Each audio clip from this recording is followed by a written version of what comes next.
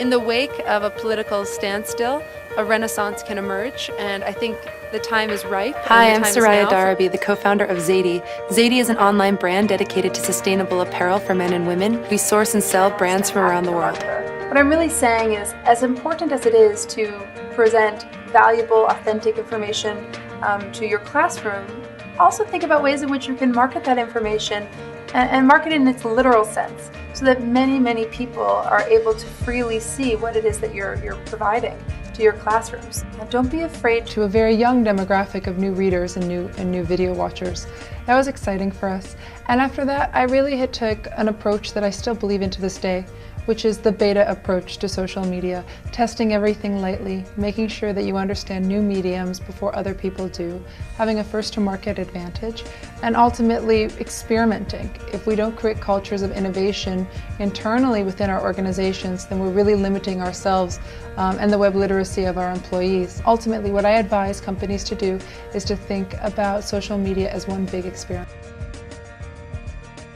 Pick 5 things that you love. So for many it's design or the environment or information about local events happening in your town, and start to post about those things regularly.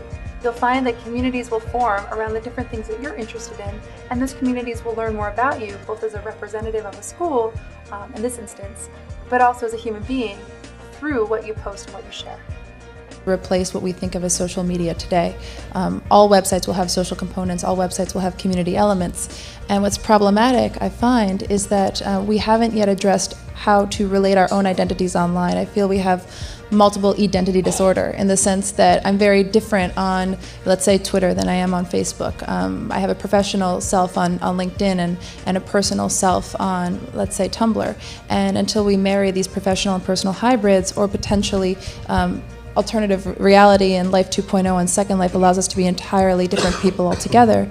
Until we begin to identify how many identities it is that we have online, we can't accurately pander to the platforms themselves. So what social media really presents is an issue of web literacy. We have to first understand what it means to be inherently social online before we can accurately and authentically represent ourselves on each individual platform.